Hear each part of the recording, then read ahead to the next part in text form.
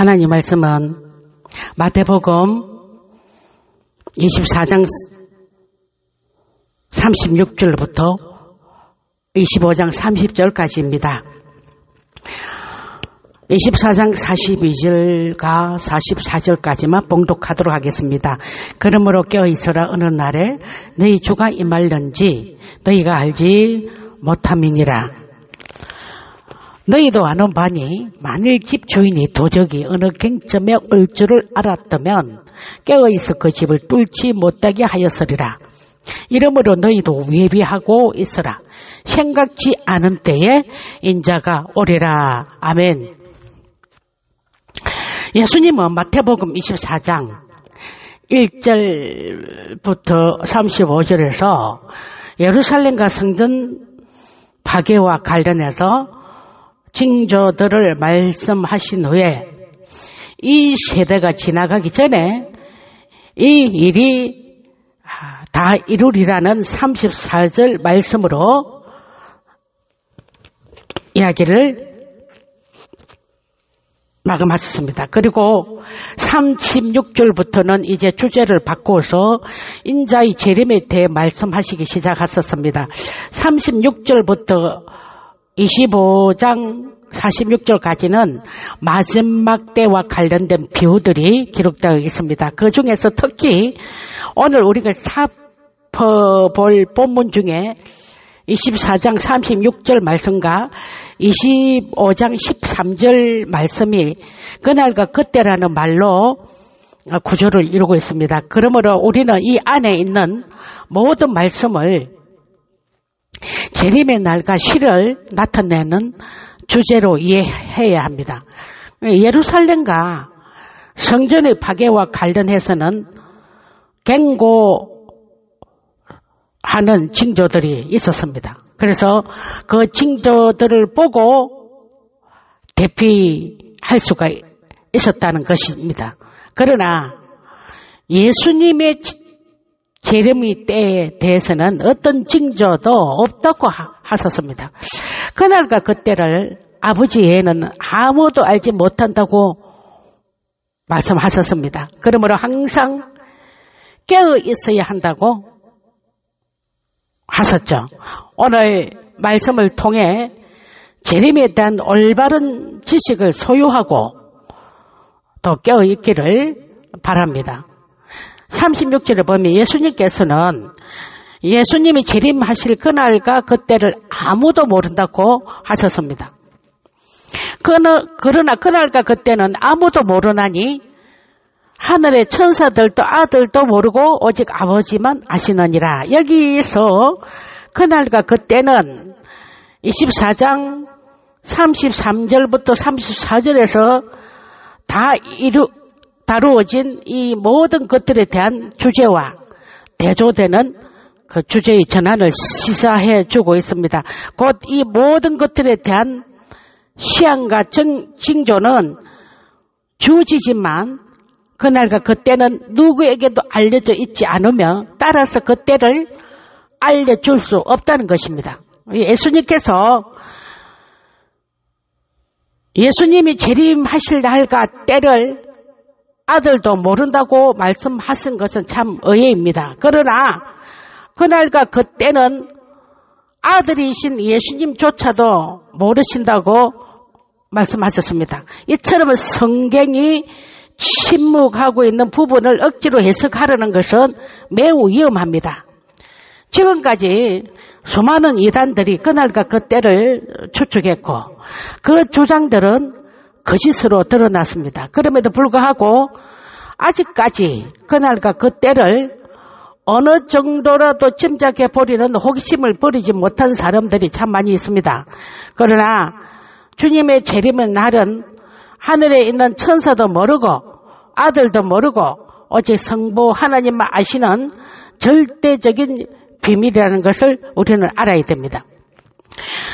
첫 번째, 갑작스럽게 이루어질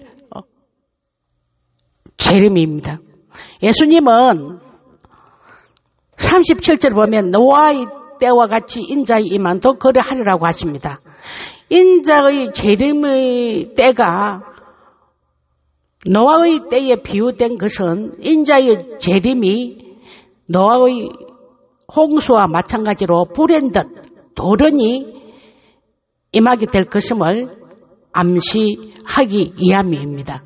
하지만 이것이 재림의 때를 전혀 예측할 수 없음을 의미하지는 않습니다. 왜냐하면 노아의 홍수 때에도 예측할 수 없도록 계시되었기 때문에 그렇습니다. 그와 같이 인자의 재림의 때도 그 정확한 시점은 알 수가 없으나 그때만큼은 계시된 징조를 통해서 어느 정도 예측이 가능할 수 있다는 것입니다. 그러므로 성도들은 나타나는 징조를 통해서 종말의 때가 가까움을 알고 그때를 준비하되 정확한 시점을 단정하는 오류를 보면서는 안 된다는 것입니다. 38절에 보면 홍수 전에 노아가 방주에 들어가던 날까지 사람들은 먹고 마시고 장가들고 시집갔다고 했습니다. 이 구절은 노아 당시 사람들의 특징을 잘 대변해주고 있습니다. 노아는요, 하나님의 말씀을 방주에 들어가기 전까지 하나님의 심판의 때를 준비하면서 말씀을 그 사실을 120년 동안이나 사람들에게 전했습니다. 그러나 단 한 사람도 귀를 기울이지 않았다는 것입니다. 먹고 마시는 일은 인간이 살아가는데 가장 기본적인 욕구에 해당됩니다. 따라서 이 자체가 심판의 대상이 될 수는 없습니다. 여기서 문제가 되는 것은 즉 회개하고 기도해야 할 때 이를 예면하고 먹고 마시며 세수가 되었다는 것을 말할 수가 있습니다. 그와 같이 종말의 때에도 많은 사람들이 영적인 일에는 무관심하고 육적이고 세속적인 일에만 열심히 하다가 하나님의 심판을 자초하고 만다는 것입니다. 장가가고 시집가고 이거 역시 인류의 보존을 위해서 반드시 필요한 기본적인 일입니다.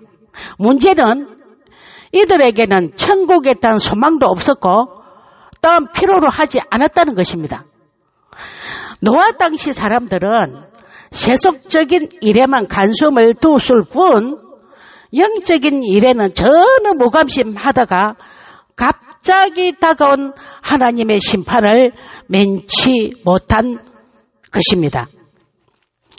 24장 39절에 보면 노아 당시 사람들은 자신들에게 임할 홍수가 엄습할 때까지 그것이 하나님의 심판임을 깨닫지 못했다는 것입니다. 이것은 세속적인 쾌락과 생활에 너무 깊이 빠져 있었기 때문에 심판의 징조를 바라볼 수 없는 영적 무감각 상태가 되어버렸다는 것입니다.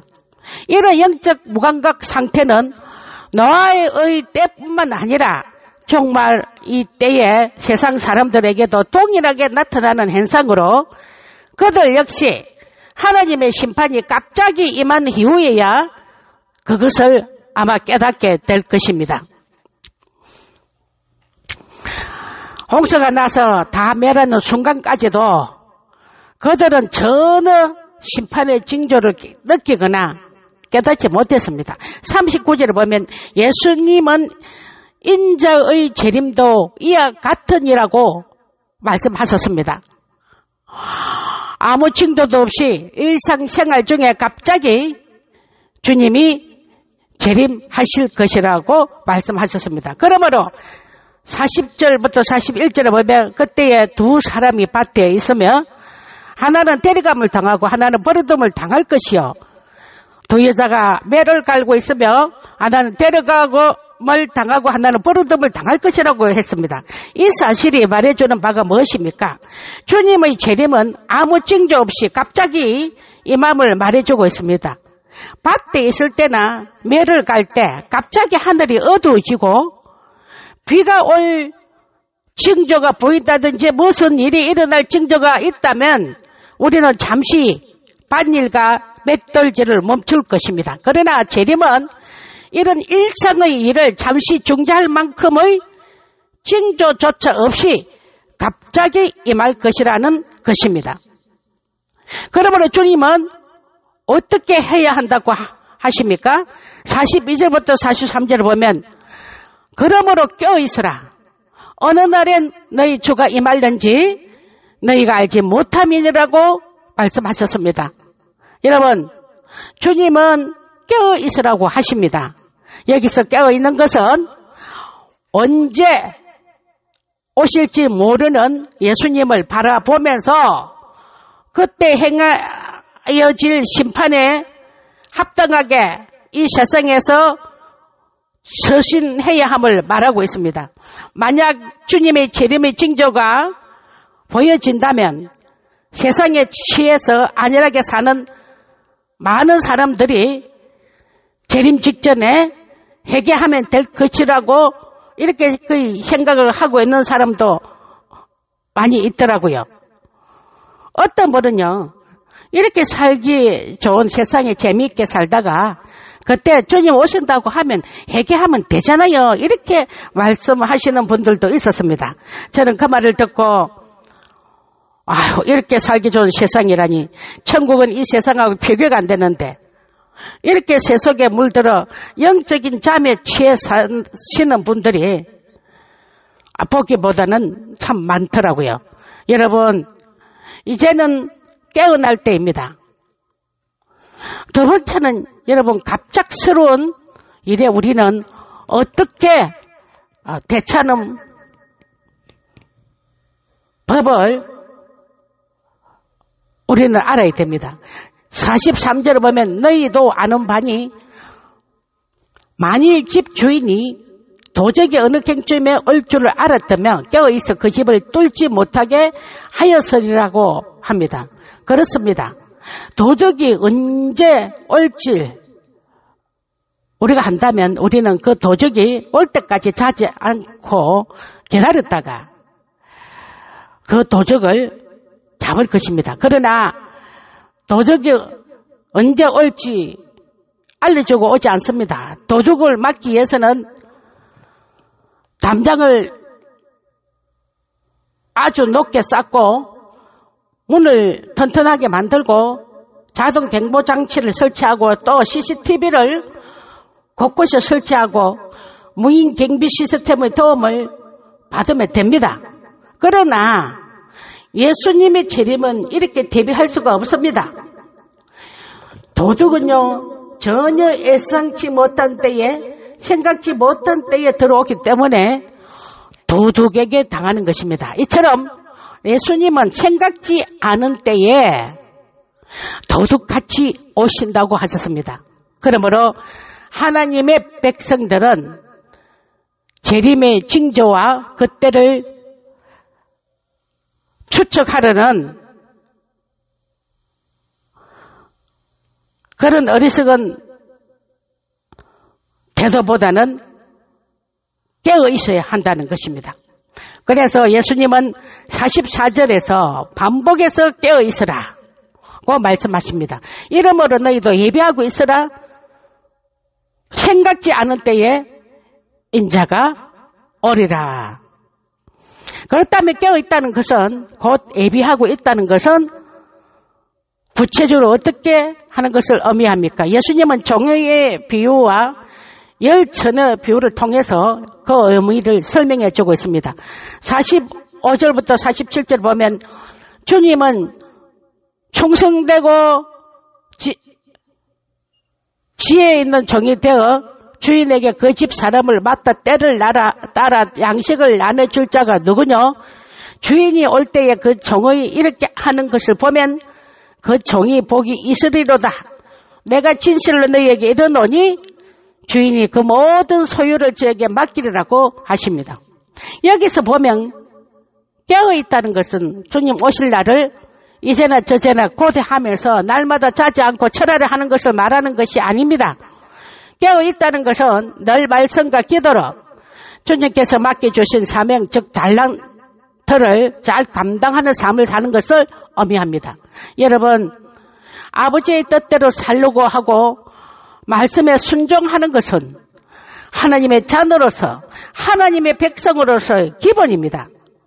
이것이 하나님의 백성으로서 깨어있는 삶이라고 할 수가 있습니다. 요즘 많은 사람들이 세상에 취해서 안일하게 삶으로서 영적으로 너무 무관해져 가고 있습니다. 또 영적인 잠에 취해 있는 것을 볼 수가 있습니다. 그러다 보니 설마 주님께서 오늘 오시겠나? 언젠가는 오시겠지? 하는 생각을 무심코 할 수가 있습니다. 이런 생각이 반복되면 악한 종의 습관이 나도 모르게 만들어지게 됩니다. 48절과 49절에 보면 악한 종은 그 마음에 생각하기를 주인이 드디어 오리라 하여, 주인이 드디어 오리라 하여 동무들을 때리며 술 친구들로 더불어 먹고 마셨습니다. 이 악한 종은 주인이 드디어 올 것이라고 생각했기 때문에 깨어있지 않았다는 것이죠. 그리고 주인이 맡기신 일을 성실히 감당하지 않았다는 것입니다. 마땅히 자신이 생각하고 행해야 할 임무를 망각한 채 살았고 주어진 삶 속에서 하나님의 백성으로서 또는 주님의 종으로서 바르게 살지 못했다는 것을 말할 수가 있습니다. 이것이 깨어있지 못한 삶의 전행적인 모습이라고 할 수가 있습니다. 그러므로 우리가 하나님께서 맡겨주신 사명을 잘 감당하며 깨어있는 삶을 살기 위해서는 주님께서 생각지 않은 날에 우리가 알지 못하는 때에 쏟기 오실 것을 믿는 믿음이 있어야 합니다. 이 믿음이 없이는 결코 깨어있을 수가 없습니다. 그러면 깨어있지 못한 삶의 결국이 어떠합니까? 50절과 51절을 보면 생각지 않은 날 알지 못하는 시간에 그 종의 주인이 이르러 엄히 때리고 예식하는 자의 받는 율에 처하리니 거기서 슬피우며 이를 감히 있으리라고 하셨습니다. 주인은요, 생각지 않은 날 알지 못하는 시각에 돌아와서 동무들을 때리며 술 친구들과 더불어 먹고 마시던 악한 종을 엄히 때리실 것이라고 말씀하고 있습니다. 이 악한 종은요, 주인이 드디어 오리라고 이렇게 생각을 했어요. 그래서 그는 깨를 부리고 헛새를 부리고 방탕한 생활을 하고 주인이 계셨더라면 전혀 하지 않았을 행동들을 했습니다. 그는 해식을 행한 것입니다. 따라서 그는 해식한 자가 받을 행보를 받게 된 것입니다. 재림 때에 예수님께 행보를 받을 사람의 두드러진 특징 중에 하나는 보는 데서만 열심히 일하는 태도입니다. 그것은 곧 예식하는 자입니다. 사람이 볼 때와 보지 않을 때의 삶이 다릅니다. 드러나는 겉모습과 숨겨진 속마음에도 차이가 있듯이 주인 앞에서는 누구보다도 열심히 일하는 척 하지만 주인이 없으면 장깨를 부리는 이런 모습은 하나님 백성다운 모습이 아닙니다. 예수님의 제자는 재림의 때를 예측하지 않습니다. 왜냐하면 그날과 그때를 아무도 모른다고 하시기 때문입니다. 천사도 모르고 예수님도 모릅니다. 오직 하나님 아버지만 아십니다. 곧 예수님의 재림의 날과 때는 오직 하나님의 주권에 속한 문제입니다. 그러므로 주님이 쏟기 오시든지 드디어 오시든지 언제나 깨어서 자신의 임무를 충성스럽게 감당하는 삶을 살아가시기를 축원합니다. 우리 죄를 위해 십자가에 죽으시고 3일 만에 부활하사 성천하신 예수님은 다시 오신다고 분명히 말씀하셨습니다. 사도행전 1장 10절부터 11절에 보면 올라가실 때에 제자들이 자세히 하늘을 쳐다보고 있는데 흰옷 입은 두 사람이 저희 곁에 서서 가로되 갈릴리 사람들 어찌하여 서서 하늘을 쳐다보느냐. 너희 가운데서 하늘로 올리우신 이 예수는 하늘로 가심을 본 그대로 오시리라고 했습니다. 예수님은 이 말씀하신 대로 영광의 주요 심판의 주로 분명히 재림하십니다. 이것이 우리 예수 믿는 자들의 진정한 소망입니다. 그러므로 우리는 이 주님의 재림을 소망하면서 늘 깨어 있어야 할 줄 믿습니다. 25장 1절부터 22절은요. 열천의 비유로 우리가 어떻게 재림을 준비해야 하는지를 가르쳐주고 있습니다. 신랑을 맞이할 준비를 하는 10명의 처녀들이 있었죠. 어리석은 5처녀는 등불만 준비했고 이에 반해 슬기로운 5처녀는 등불과 함께 신랑이 늦게 올 것을 대비하여서 여분의 기름까지 예비했습니다. 그들은 신랑이 올 것을 소망하며 기다렸고 기다리던 신랑은 오리라고 생각했던 시간에 오지 않았고 기다려도 오지 않자 지치고 졸려가지고 잠이 들었습니다. 그런데 한밤중이 되어 갑자기 신랑이 온다 맞으러 나오라는 소리가 났습니다. 이에 열처녀들은 부랴부랴 일어나서 등을 준비하였고 그런데 등에 기름이 없어서 등불이 꺼져가는 것을 본 미련한 5처녀들은 여분의 기름을 준비한 슬기로운 5처녀들에게 와서 기름을 좀 나눠달라고 합니다. 그러나 여분의 기름을 준비한 슬기로운 5처녀들은 그렇게 하면 모두가 기름이 부족해지기 때문에 기름을 나눠줄 수가 없으니 가서 너희 쓸 것을 사라고 하면서 거절을 했습니다. 이것은 아주 냉정한 태도같이 보이지만 지혜로운 판단이라고 할 수가 있습니다. 미련한 5처녀들이 기름을 사러 간 사이에 신랑이 도착하였고 준비하고 있던 슬기로운 5처녀들은 신랑과 함께 혼인잔치에 들어가고 문은 닫혔습니다. 이 11절에 보면 그 후에 기름을 구하러 갔던 미련한 5처녀들이 허겁지겁 달려와가지고 주여 우리에게 열어주소서 하면서 간절히 애원을 했지만은 12절에 보면 주님은 그들의 간절한 애원에도 불구하고 진실로 너희에게 이르노니 내가 너희를 알지 못하노라고 하시면서 냉정하게 애면하셨습니다. 이 열천의 비유가 우리에게 말해주는 바가 무엇입니까? 깨어 있어야 한다는 것입니다. 곧 깨어 있다는 것이 무엇인가를 말해주고 있는 것입니다. 신랑을 기다리다가 신랑이 늦게 오므로 졸로 잠이 든 행동에 있어서는 두 부류의 전우들 사이에 차이가 없었습니다. 그러나 미련한 5처녀와 슬기로운 5처녀들 사이에 명백한 차이점은 뭐냐? 준비했느냐?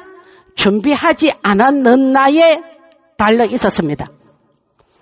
슬기로운 5처녀들은 신랑이 언제 올지 혹 잘못되어서 늦을 것을 예상하고 충분한 여분의 기름을 예비했습니다. 그러나 미련한 5처녀들은 일상적으로 오실 것을 예상하고 그때까지 쓸 기름만 준비했습니다.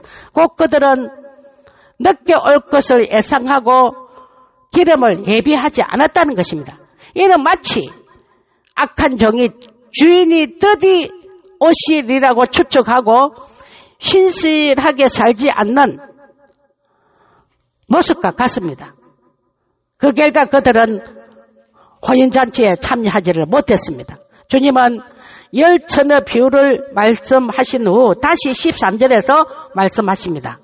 그런즉 깨어있어라. 너희는 그날과 그 시를 알지 못하느니라. 열천의 비유는 오늘날 우리에게 주는 교훈은 무엇입니까? 우리는 지금 당장 주님이 오실지라도 주님을 맞이할 준비가 되어 있어야 됩니다. 또 동시에 내 생애가 끝나기까지 주님이 오시지 않는다 하더라도 하나님 백성답게 살아갈 준비가 되어 있어야 합니다.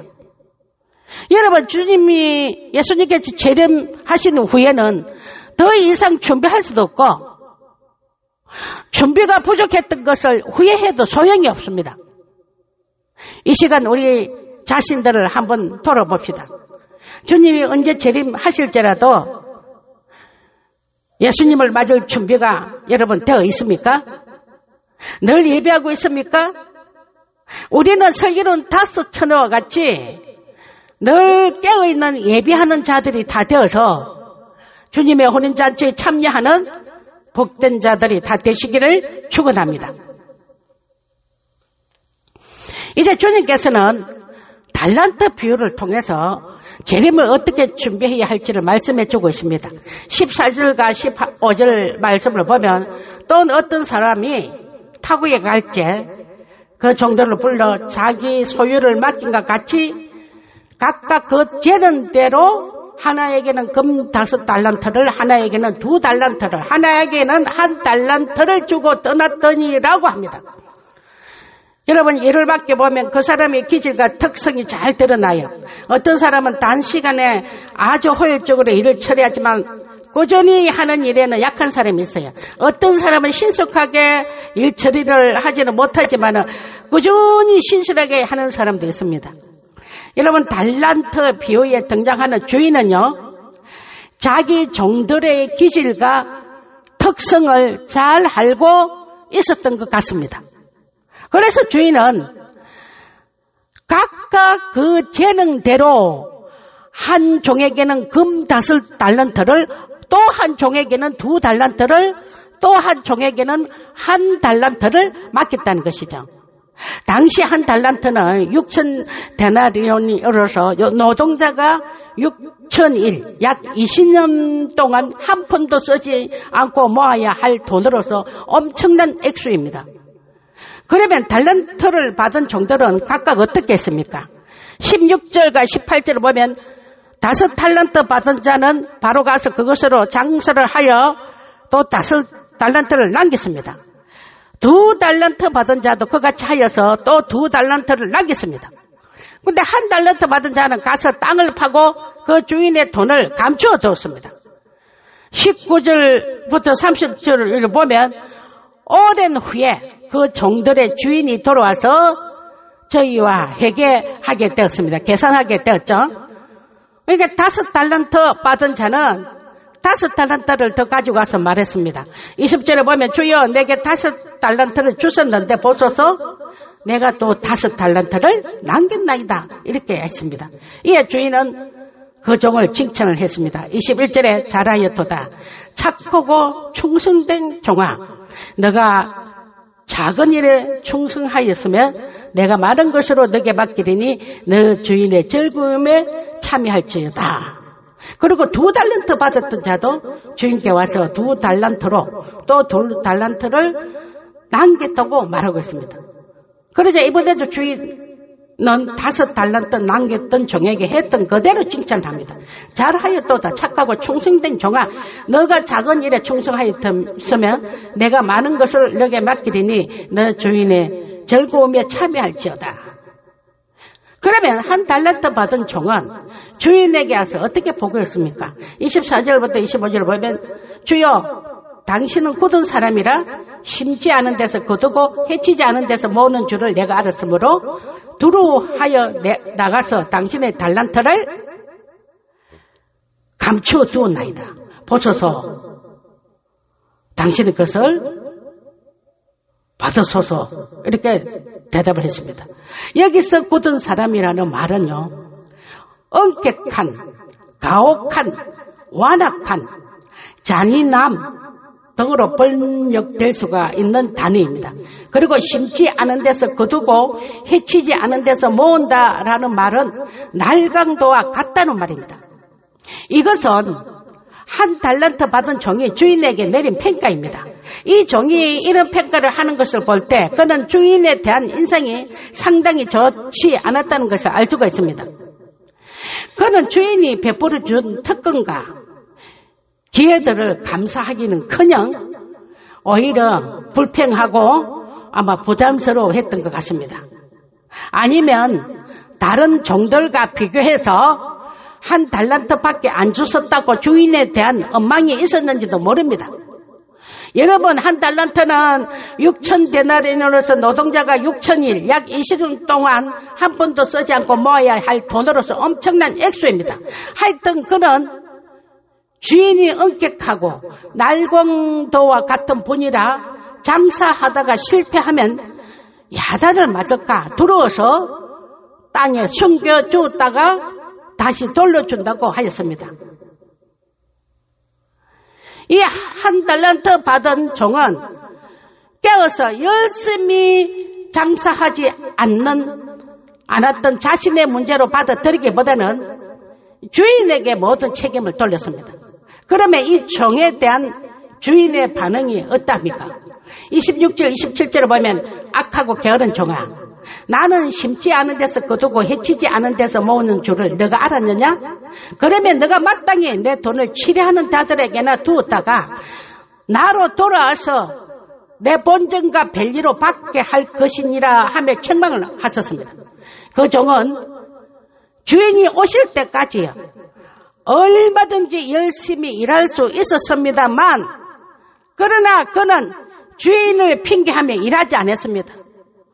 그러니까 악하고 게으른 종아 이렇게 놓잖아요. 주인은 한 달란트 맡긴 그에게 게으르고 악한 종이라고 하셨습니다. 그리고 28절부터 30절에 보면 주인은 그 종에게서 한 달란트를 빼앗아 또 10달란트 가진 자에게 주라고 하셨습니다. 물을 있는 자는 받아 풍족하게 되고 없는 자는 그 있는 것까지 받기라고 말씀하셨잖아요. 주인은 그 종을 무익한 종으로 정죄하시고 그를 바깥 어두운 데로 내쫓아라. 거기서 슬피 울며 이리 갈며 있으리라고 하셨습니다. 말씀을 맺겠습니다. 이 달란트 비유는 우리가 주님의 재림을 어떻게 준비해야 하는가를 잘 가르쳐주고 있습니다. 깨어있어 자기에게 맡겨진 사명, 우리에게 주어진 달란트를 충실하게 잘 감당하며 아버지의 자녀로서 마땅히 아버지 말씀에 순종하며 아버지의 뜻대로 사는 삶을 살아야 한다는 것입니다.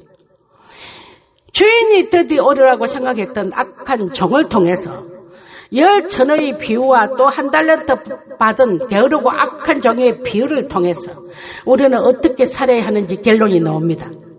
24장 42절에 보면 그러므로 깨어있으라. 어느 날에 너희 주가 임할는지 갑자기 너희가 알지 못함이니라.